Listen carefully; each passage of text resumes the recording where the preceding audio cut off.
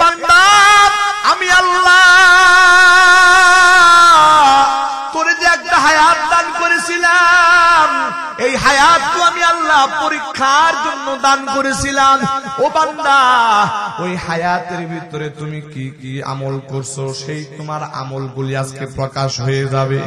আমার আল্লাহ পবিত্র কোরআনে হাকিমের মধ্যে বলেন, ফামাইয়ামাল মিসকালা যাররাতিন খায়রান ইয়ারাহ ওয়া মান ইয়ামাল মিসকালা যাররাতিন শাররান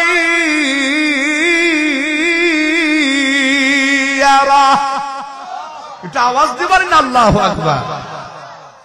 আমার আল্লাহ বলে, ও দুনিয়ার ইমানদার, জানোনি যেদিন হাসরের মাঠ কায়েম হয়ে যাবে বান্দা, ওরে বান্দা, সেদিন তোমাদের জীবনের আমলগুলো তোমার সামনে প্রকাশ হয়ে যাবে।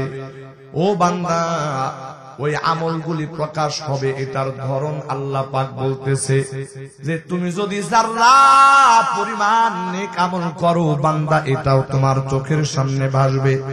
আবার যারা পরিমাণ গুনাহ করলেও ওই গুনাহ তোমার চোখের সামনে ধরা দেবে। আমার বন্ধুগণ, অপরাধীর এই ছোট্ট ছোট্ট গুনাহ,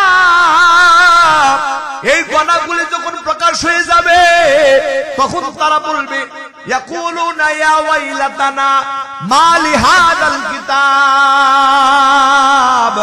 লা সাগীরাতান ওয়ালা কাবীরাতান ইল্লা আহসাহা।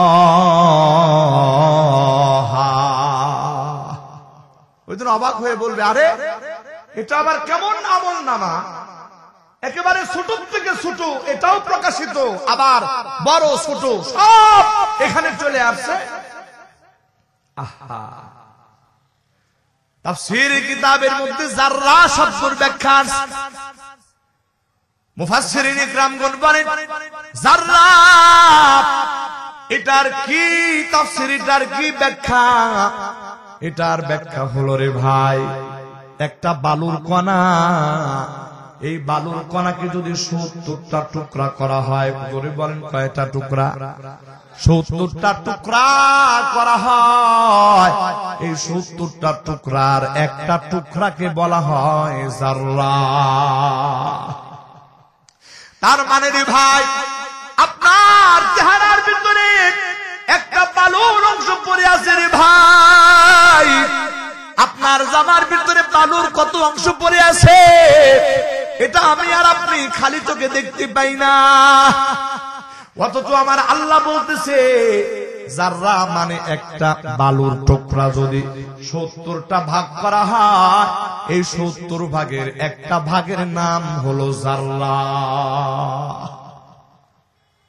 আমার বাড়ির ভাইরা, আমার বন্ধুরা, ওই দিন মালিকের আদালতে যেদিন বান্দা দাঁড়াবে, বান্দা এই যে দুনিয়ার ৪০, ৫০, ৬০ বছর হায়াত, এই হায়াতকে যদি বান্দা কাজে লাগায়া আল্লাহর আদালতে দাঁড়াইতে পারে, আল্লাহর সন্তুষ্টি মাফিক যদি আল্লাহর আদালতে দাঁড়াইতে পারে রে বান্দা, সেদিন ওই বান্দার আনন্দের কোনো সীমা থাকবে না। তার আমল নামা ডান হাতে প্রকাশ করা হবে। এই আমল নামা নিয়ে ওই আল্লাহর বান্দা হাসরের ময়দানে বসে বেরাবে, আর সবাইকে ডাক দেয়া বলবে, দেখো দেখো এই যে আমার আমল নামা, ডান হাতে আমার আমল নামা এসেছে।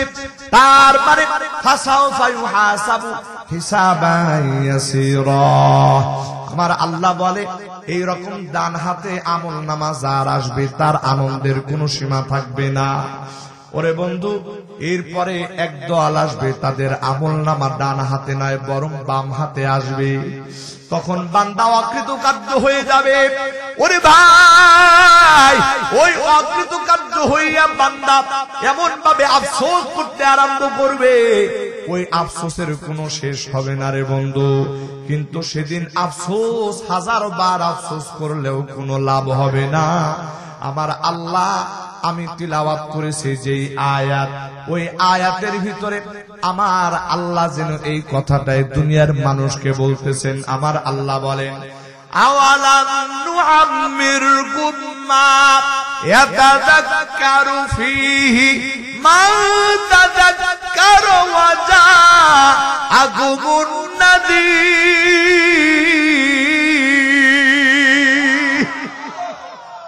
ফাযূকু ফামা লিয-যালিমিনা মিন নাসীর।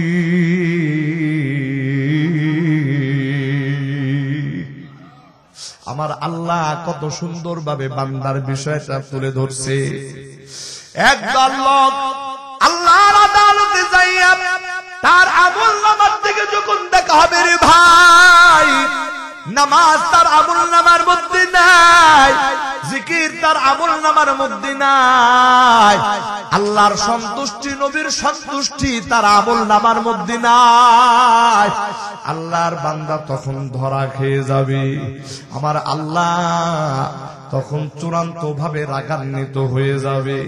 ওরে বন্ধু, মালিকের রাগ যখন দেখবে তখন বান্দা চূড়ান্ত ভাবে হতাশ হয়ে যাবে, মানে একেবারে অত্যন্ত বিষণ্ণ ভয় পেয়ে যাবে। এত ভয় পাবে এক পর্যায়ে বলবে, আল্লাহ এক জীবনে তোমার নাফরমানি করেছি গো মালিক, আর একটাবার সুযোগ চাই, দয়া করে একটাবার সুযোগ দিয়া দুনিয়াতে পাঠায়া দেখো, আমি আর তোমার নাফরমানি করব না। আল্লাহ গো, আমার গোটা জীবনটা আমি তোমার জন্য কুরবানি করে দিব। এই কথা যখন বান্দা বলবে, আমার আল্লাহ তখন ওই বান্দার উদ্দেশ্যে আমার তিলাওয়াতকৃত যে আয়াত, এই আয়াতের মর্ম কথা আমার আল্লাহ সেদিন শোনায় দিবে। এ বান্দা, আমি আল্লাহ কি তোকে এই পরিমাণ হায়াত দেই নাই যে হায়াতে ইচ্ছা করলে আমি আল্লাহ উপদেশ মালাগুলির আলোকে তুমি তোমার জীবন সাজায়া আমি আল্লাহর সন্তুষ্টি নিয়ে তুমি দুনিয়ার থেকে আসতে পারতে। এরপরে আমার আল্লাহ বলে, বান্দা আমি আল্লাহ তোদের জন্য শুধু উপদেশ মালাই পাঠাই নাই, বরং আমি আল্লাহ তোদের জন্য ওয়াজাআকুমুন নাযীর। আল্লাহ বলবে, বান্দারে শুধু উপদেশ মালা পাঠায়াই ক্ষান্ত হই নাই, তোদের সংশোধনের জন্য ভীতি প্রদর্শনকারী নবী আর রাসূলগণদেরকে পাঠিয়েছি। আমার বাড়ির ভাইরা, আমার বন্ধুরা, ওই নবী রাসূলগণ এসে দুনিয়ার ভিতরে উম্মতদেরকে বুঝায়, এক আল্লাহর ইবাদত করো, আল্লাহ ছাড়া ভিন্ন কারো সামনে মাথা নত করিও না। আর ওই নবীরা উম্মতদেরকে জান্নাতের কথা শোনায়, আবার জাহান্নামের কথাগুলো তারা শোনায়। শোনায়া মানুষদেরকে এরকম ভাবে ভীতি প্রদর্শন করেছিল। আমার আল্লাহ বলবে, বান্দা ওই দিন যদি আমি আল্লাহর উপদেশ মালাগুলি যদি গ্রহণ করতাম, আমি আল্লাহ যেই নবী রাসূল পাঠাইলাম তাদের কথা যদি মেনে চলতারে বান্দা, তাহলে আজকের এই দিনটা তোমার জন্য এত কঠিন হইতো না রে বান্দা, তোমার জন্য আজকের এই দিনটা এত বড় মুসিবত হইতো না। আমার আল্লাহ সেদিন কিন্তু বান্দাকে এই জবাব দিবে, ও বন্ধু সেদিন আফসোস হবে, কিন্তু সেদিনের আফসোসের বিন্দু পরিমাণ কোনো লাভ হবে না। এবার আমি আর আপনি একটু চিন্তা করা দরকার, আমার জীবনে আমি কত বছর হায়াত পার করেছি। এই জায়গার ভিতরে এমন আল্লাহর বান্দা আছে 50 বছর বয়স হয়ে গেছে, 60-70 বছর বয়স হয়ে গেছে। আল্লাহর বান্দা এবার চিন্তা করে দেখো না, তুমি তোমার এই 60-70 বছর 100 বছর হায়াতের ভিতরে কতটুকুন সময় তুমি তোমার মালিকের সন্তুষ্টির কাজে লাগাইছো, আর কতটুকুন সময় তুমি তোমার মালিকের অসন্তুষ্টির কাজে লাগাইছো। ওরে বান্দা, এই বিষয়গুলো একটু চিন্তা করিয়া, একটু ভাবনা করিয়া, নিজের মনের সাথে একটু পরামর্শ করে নাও, একটু বুঝ করে নাও। তোমার মন যদি বলে রে, এই জীবনের যে সময় তুমি অতিবাহিত করেছো, এই সময়ের বেশিরভাগ সময় তুমি আল্লাহর নাফরমানির মধ্যে কাটায় দিয়েছো, এই সময়ের বেশিরভাগ সময়টাই আল্লাহর অসন্তুষ্টির কাজের মধ্যে লাগায় দিয়েছো রে ভাই, তাহলে এবার তুমি চিন্তা করে দেখো ও বান্দা, এই দুনিয়ার থেকে একদিন তোমার আমার তো অবশ্যই চলে যাওয়া লাগবে, কোনো সন্দেহ আছে নাকি? কথা বলেন, আছে নাকি? কে কখন চলে যাব এটারও কোনো প্রকার কোনো আশ্বাস নাই, কে কখন যাবে এটারও কোনো গ্যারান্টি নাই। আমার আল্লাহ পবিত্র কোরআনের ভিতরে বলেন, লিকুল্লি উম্মাতিন আজাল ইযা জাআ আজালুহুম লা ইয়াস্তাখিরুনা সাআতাও ওয়া লা ইয়াস্তাকদিমুন।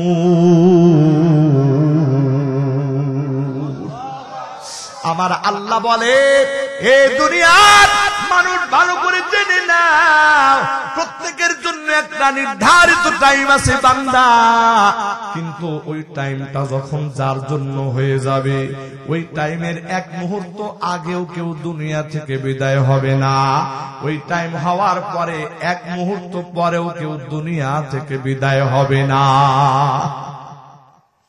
প্রাণের ভাইরা আমার, বন্ধুরা আমার, এবার একটু গভীর ভাবে খেয়াল করে নাও, চক্ষুটা একটু বন্ধ করে ভাবো, তুমি যেই বয়সে দুনিয়ার ভিতরে বিচরণ করতেছো, তোমার বয়সে তোমার সঙ্গী সাথী কত মানুষ কবরের বাসিন্দা হয়ে গেছে। বরং এমন তো দেখা যায়, এই দুনিয়ার ইতিহাসে এমন দেখা যায়, বরং এটাই সব থেকে বেশি দেখা যায়, দুনিয়াতে আসার একটা সিরিয়াল আছে রে ভাই। দাদা আসে, দাদার পরে বাবা আসে, বাবার পরে বড় ভাই, এরপরে মেজো ভাই, এরপরে ছোট ভাই, এই রকম আসার একটা সিরিয়াল আছে। কিন্তু যাওয়ার কোন সিরিয়াল দুনিয়াতে অনেক সময় দেখা যায় না। দাদা দুনিয়ার জীবনে বেঁচে আছে রে ভাই, নাতি দাদার সামনে বিদায় হয়ে গেছে, কি বলেন, খবর আছে না? বাবা দুনিয়াতে বেঁচে আছে, কিন্তু সন্তান দুনিয়াতে বেঁচে নাই। ওরে বন্ধু, বড় ভাই দুনিয়াতে আছে, ছোট ভাই দুনিয়াতে নাই। এই রকম ইতিহাস আমাদের জীবনে, আমাদের ডানে বানে কিন্তু অভাব নাই।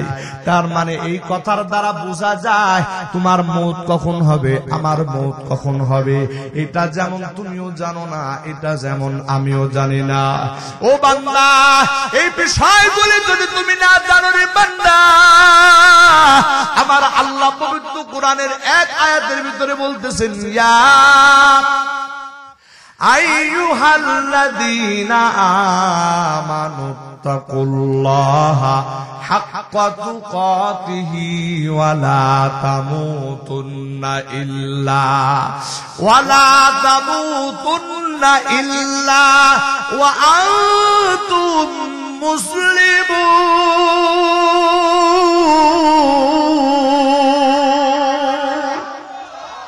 আমার আল্লাহ বলতেছে, ও ঈমানদারগণ, তোমরা আল্লাহকে ভয় করার মতো ভয় করো, আর খবরদার তোমরা কিন্তু খাঁটি মুসলমান না হয়ে মৃত্যুবরণ করিও না। ওরে বন্ধু, এই আয়াতে পাক কারিমার মধ্যে আমার আল্লাহ কি বুঝাইতে চান, যতদিন বান্দা তুমি খাঁটি মুসলমান হইবা না, ততদিন তোমার মওত আসবে না। বিষয়টা কি এই রকম নাকি? না না, বিষয়টা এমন না, বরং আমার আপনার মওত যে কোনো সময় চলে আসতে পারে।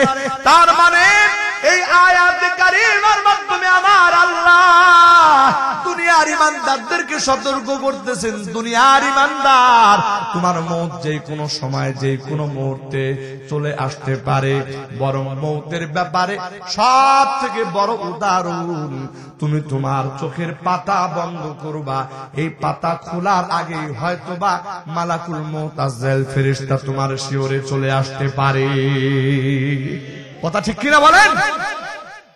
প্রাণের ভাইরা আমার, বন্ধুরা আমার, এই বাস্তব সত্য যদি মেনে নাও আর এই বাস্তবতাকে মেনে নিয়া বান্দা তুমি ধরে নাও তুমি নাফরমানির কাজের মধ্যে লিপ্ত হইয়া আছো, আর এই পরিস্থিতিতে যদি তোমার জানটা কবজ হয়ে যায়, ওরে বান্দা এবার বলো দেখি আল্লাহর আদালতে তুমি তোমার চেহারাটা কেমন করে দেখাইবা?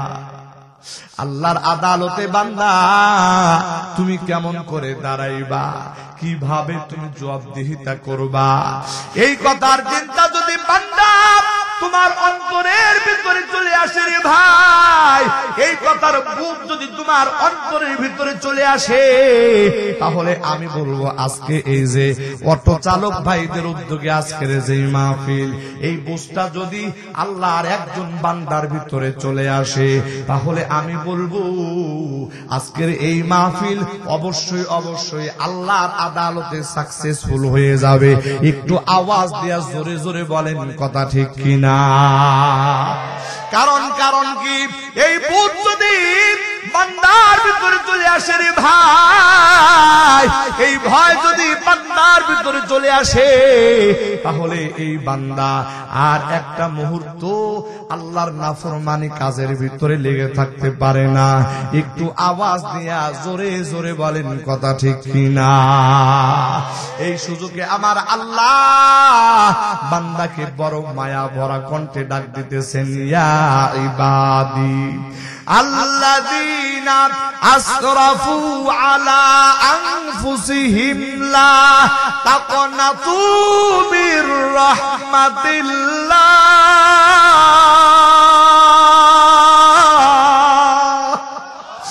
ইন্নাল্লাহা ইয়াগফিরুয যুনুবা জামিআ ইন্নাহু হুয়াল গফুরুর রহিম।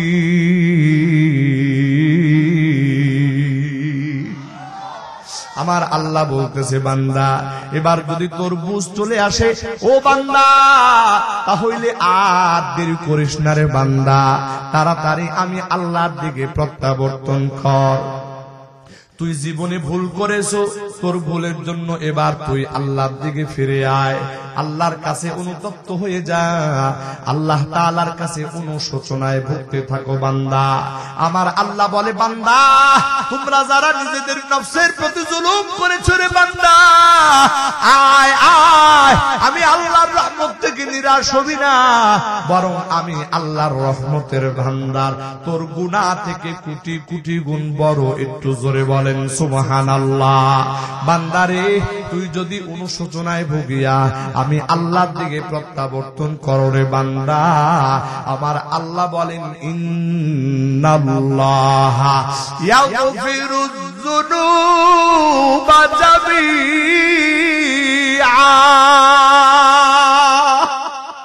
আমার আল্লাহ বলতেছে, নিশ্চয়ই আমি আল্লাহ বান্দা তোর জীবনে যত গুনাহ আছে যদি অনুতপ্ত হইয়া ক্ষমা চাও, আমি আল্লাহ তোর জীবনের সকল গুনাহ খাতা মাফ করে দিব। এটা বলতে পারেন সুবহানাল্লাহ। এই জীবনে না করিলাম বন্দেগী,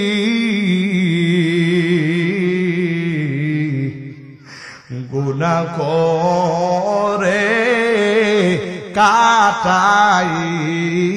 কাটাইলাম জিন্দেগি, তওবা করে আবার তাওবা ভাগিলাম,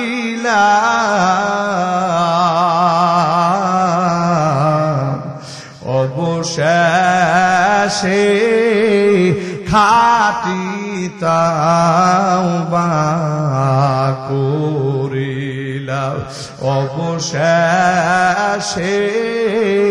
খাঁটি তাওবা করিলাম। ওরে ভাই, আজকের এই ময়দান থেকে বিদায় হওয়ার আগে মালিকের দরবারে খাঁটি তওবা করিয়া জীবনের গুনাহ খাতাগুলি মাফ করাইয়া বেগুনাহ মাসুম হইয়া আল্লাহর দরবারে আমরা প্রত্যাবর্তন করব। একটু রাজি থাকলে দুইটা হাত উঠায়া দেখান, বলেন আল্লাহ।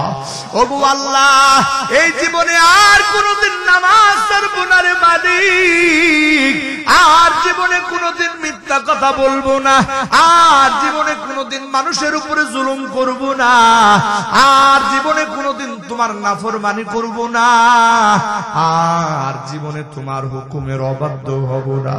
ওগো আল্লাহ, তোমার বান্দাদের দিকে তাকাইয়া দেখো, তোমারও বান্দারা দুইটা হাত তুলে ওয়াদা করতেছে, আল্লাহ গো তোমার বান্দাদের তওবা তুমি কবুল করে নাও। একটু আওয়াজ দেয়া জোরে জোরে বলেন আমিন। আয় আল্লাহ, তোমার বান্দাগুলি হাত তুলে ওয়াদা করতেছে রে মালিক। কতবার ওয়াদা করেছে, আবার ওয়াদা ভঙ্গ করেছে, কিন্তু এইবার তোমার বান্দারা যে ওয়াদা করতেছে, আল্লাহ গো এই ওয়াদার উপরে ওই বান্দাগুলির তুমি অটল থাকার তৌফিক দান করে দাও। একটু জবান খুলে আওয়াজ দেয়া জোরে জোরে বলেন আমিন। আমার প্রাণের ভাইয়েরা, আসলে আমি এই কথাগুলি এই জন্যই বলতে চাই, একটা মাহফিল যদি এই রকম ভাবে হয় আর দুই একটা মানুষ যদি হিদায়াতের পথে আসে, তাহলে তো এই মাহফিলগুলি সাকসেসফুল হয়ে যাবে। ওরে বন্ধু, এই মাহফিল শুনে যদি আল্লাহর কোন বান্দার মুখের মধ্যে দাড়ি চলে আসে, এই মাহফিল শুনে যদি আল্লাহর কোন বান্দার বডির ভিতরে যদি সুন্নতি লিবাস চলে আসে, এই মাহফিল শুনিয়া আল্লাহর কোন বান্দা যদি গুন্ডা বদমাশ থেকে ভালো মানুষে পরিণত হয়, তাহলে বোঝা যাবে আল্লাহ পাক তারে হেদায়েত দান করেছে। একটু আওয়াজ দেয়া জোরে জোরে বলেন কথা ঠিক কিনা? প্রাণের ভাইরা আমার, বন্ধুরা আমার, আমার মালিকের কত দয়া রে ভাই, মালিকের কত দয়া। মালিক বান্দা এত গুনাহ করে, যখন জমিন বান্দার উপরে বিরক্ত হইয়া যায়, আল্লাহরে ডাক দেয়া বলে, আল্লাহ তোমার গোলাম তো আমার উপরে নাফরমানি শুরু করে দিয়েছে, যদি তুমি হুকুম দাও আমি জমিন তারে চিরতরে গ্রাস করে ফেলবো, খেয়ে ফেলবো। আমার প্রাণের ভাইরা, আমার বন্ধুরা, আমার আল্লাহর কত দয়া। আমার আল্লাহ জমিনকে বলে, না না ও জমিন, আমার বান্দারে এখনই গ্রাস করো না, আমার বান্দারে একটু সময় দাও, আমার বান্দাও হয়তোবা আমি আল্লাহর দিকে ফিরে আসবে। আবার যখন বান্দা তওবা করে না, আবার গুনাহ করে, আবার জমিন মালিককে ডাক দেয়া বলে, আল্লাহ তোমার বান্দা তো তওবা করলো না, উপরন্তু আবার গুনাহ করতেছে, এবার কি তারে ধরে একটা জাতা দিব নাকি?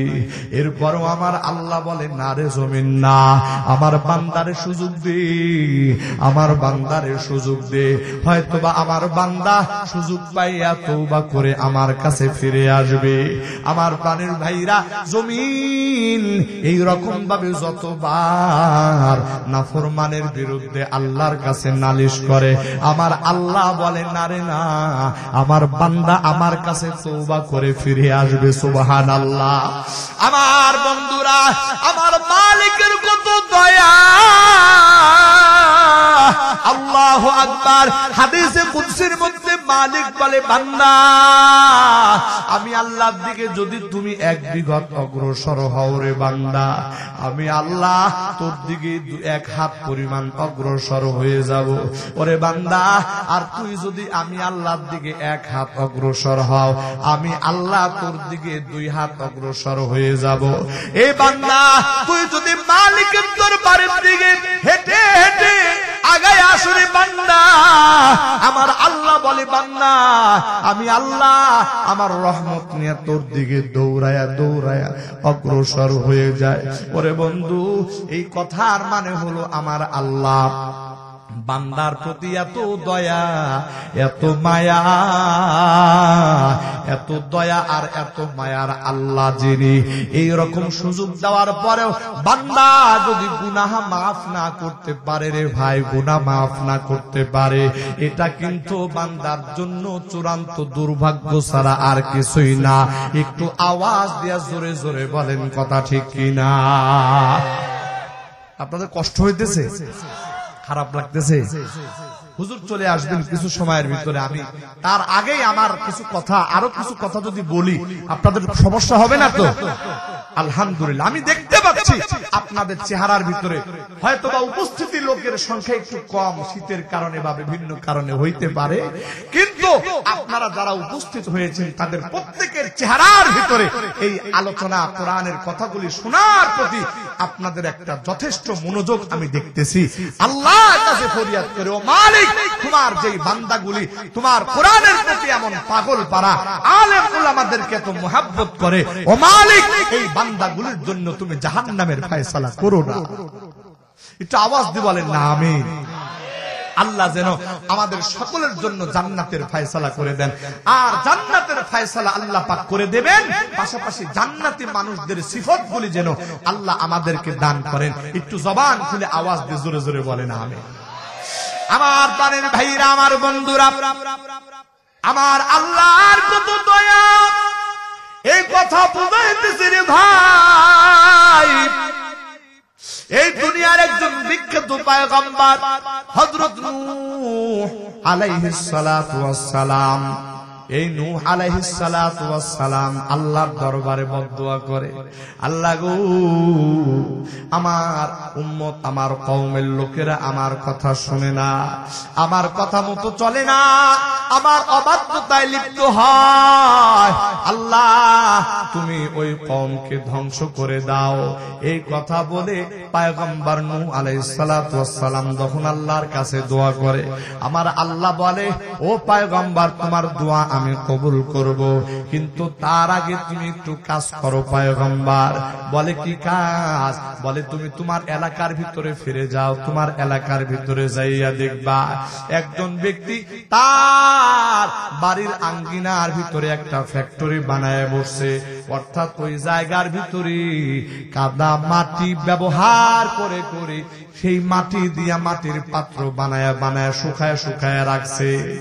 ও পয়গম্বর নূহ, ওই বাড়িতে চলে যাও, ওই বাড়িতে যাইয়া তুমি ওই বাড়ির ওই লোকটাকে যাইয়া বলবা, তুমি তোমার যত মাটির পাত্র বানাইছো, এই মাটির পাত্র যতগুলো হয় সকল মাটির পাত্রের দাম আমি তোমাকে পরিশোধ করে দিলাম।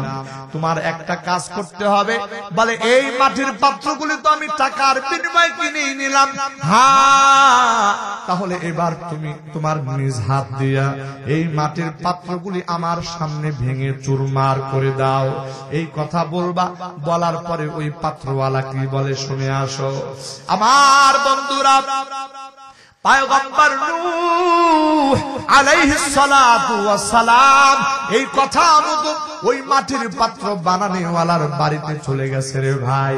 যাইয়া বলে, ও মাটির পাত্র বানানেওয়ালা ভাই রে, তুমি যত পাত্র বানাইয়া বানাইয়া সাজায় গোছায়া রাখছো, এই পাত্রগুলি আমি যত দাম হয় সকল দাম দিয়ে ক্রয় করে নিলাম।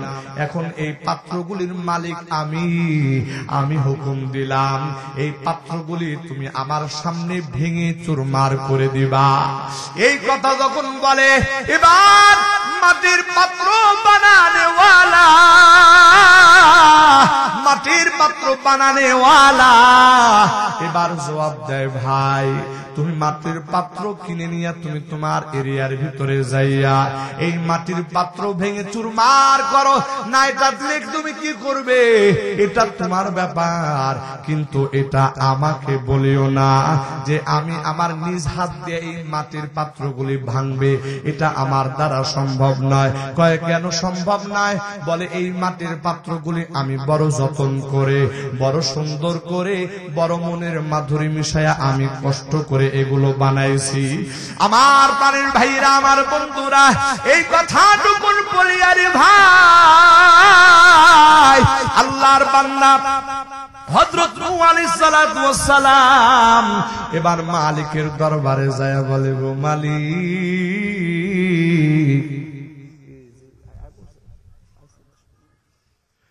আল্লাহু আকবার। এবার মালিককে ডাক দেয়া বলে, মালিক, ওই মাটির পাত্র বানানেওয়ালা বলতেছে যে এই পাত্র সে নিজ হাতে বানাইছে, এই পাত্রগুলি সে নিজ হাতে ভাঙতে পারে না, ভাঙতে পারবে না, অপারগতা প্রকাশ করেছে। এবার আমার আল্লাহ ডাক দেয়া বলে, ও পয়গম্বর নূহ, তুমি যে আমার বান্দাদেরকে ধ্বংসের জন্য তুমি দোয়া করেছো, কিন্তু শুনি না, মাটির পাত্র বানানেওয়ালা যেই মাটির পাত্রগুলো বানাইছে, এই মাটির পাত্রগুলি তো কথা বলতে পারে না, এই মাটির পাত্রগুলির তো কোনো অনুভূতি শক্তি নাই। এরপরেও ওই বান্দা মাটির পাত্রগুলি নিজের হাতে বানানোর কারণে তার মায়া লাগছে, এই জন্য নিজের হাত দিয়া সে বানাইতে পারে না। ওরে বান্দা, ও পয়গম্বর, তাহলে বলো দেখি, যে বান্দাগুলিরে আমি আল্লাহ এত আদর করে বানাইলাম, এত মায়া করে বানাইলাম, এই বান্দাগুলিরে আমি আল্লাহ আযাব দিয়ে ধ্বংস করে দেব, আমি আল্লাহর কি মায়া লাগে না? আল্লাহু আকবার, আল্লাহু আকবার। আদর করিয়া মানুষ আল্লাহ বানায়া,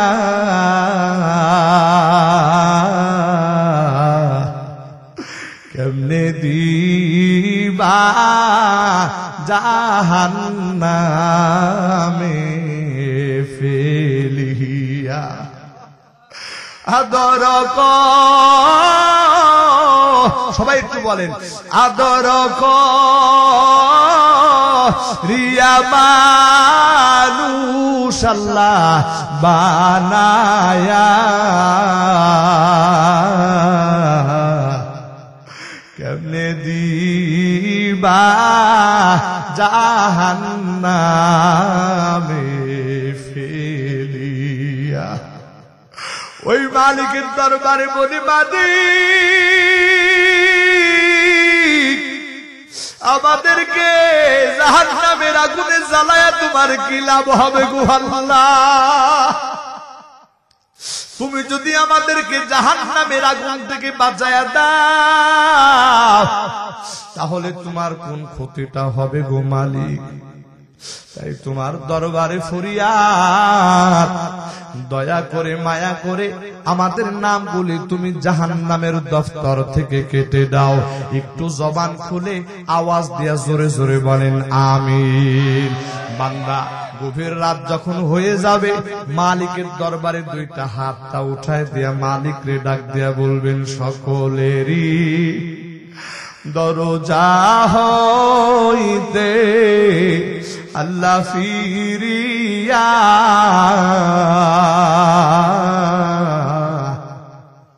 তোমারি দরজায় রইলাম পড়িয়া। তুমি যদি মাফ না করো আল্লাহ বান্দারে,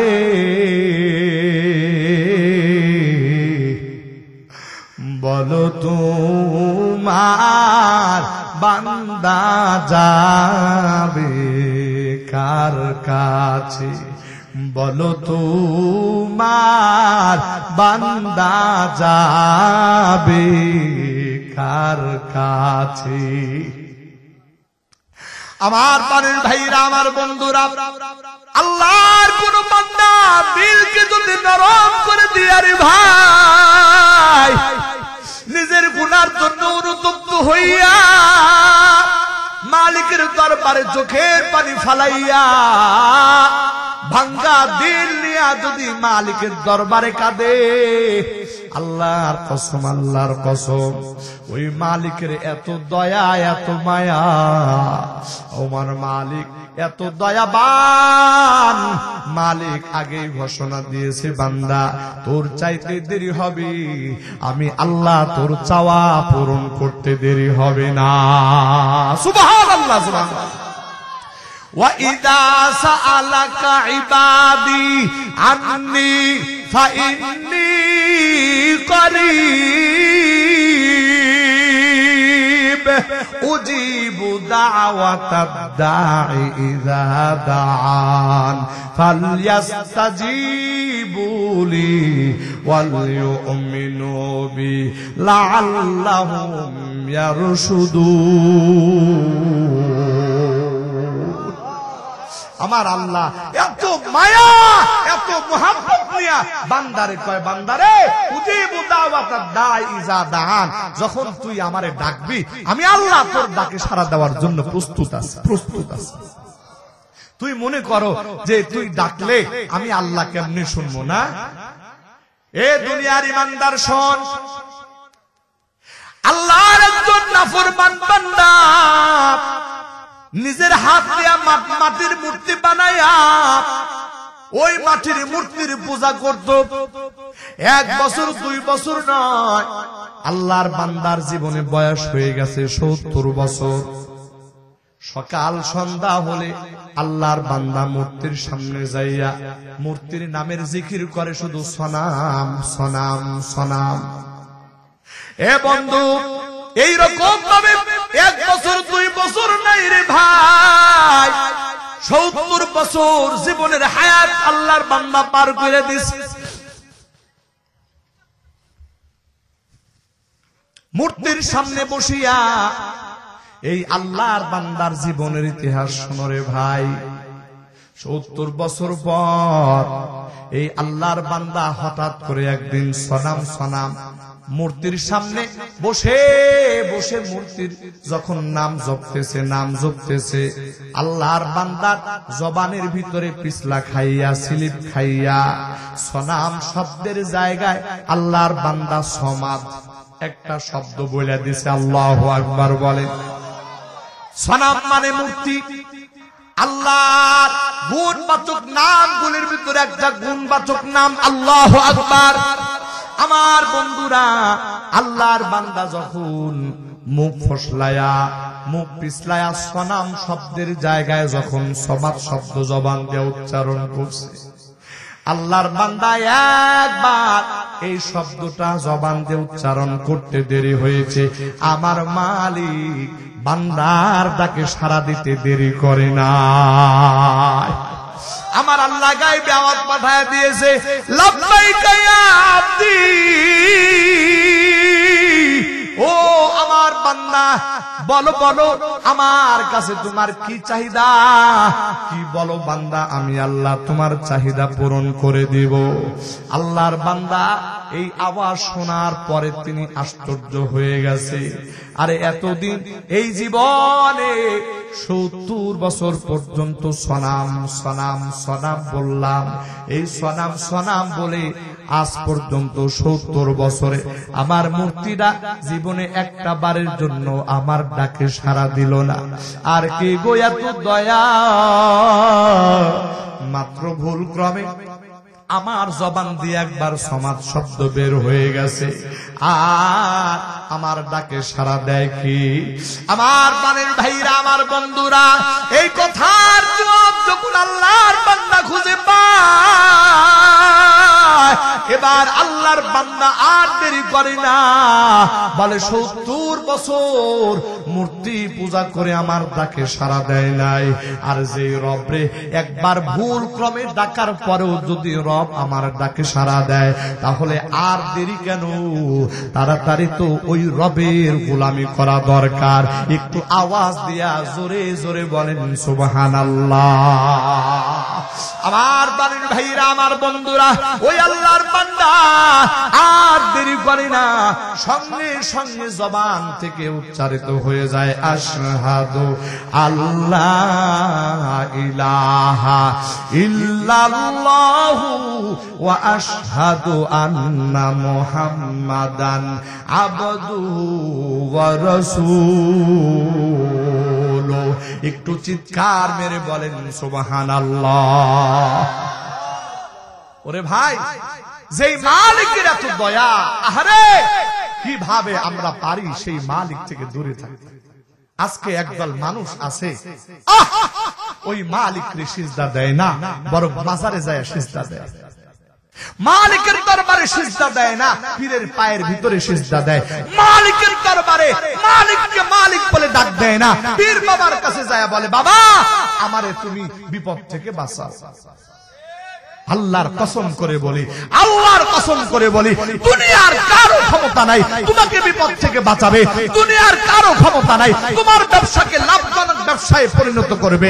দুনিয়ার কারো ক্ষমতা নাই তোমাকে মামলা মোকদ্দমায় জিতায় দিতে পারবে। বরং এই ক্ষমতা একমাত্র যার আছে তিনি হলেন কে? আরেকটু জোরে বলেন, তিনি হলেন কে? যদি চাইতে হয় আমরা চাইবো কার কাছে? একমাত্র চাইবো কার কাছে? আল্লাহর বান্দা, ঘরে চাল নাই ডাল নাই, এবার তুমি চাইবা আল্লাহর কাছে। ও বান্দা, তোমার ঘরে অভাব দূর হয় না, তুমি চাইবা আল্লাহর কাছে। বান্দারে, আল্লাহ পাক বলতেছে বান্দা তোমার চাইতে দেরি হবে, আমি আল্লাহ তোমার চাহিদা পূরণ করে দেব। একটু আওয়াজ দেয়া জোরে জোরে বলেন সুবহানাল্লাহ।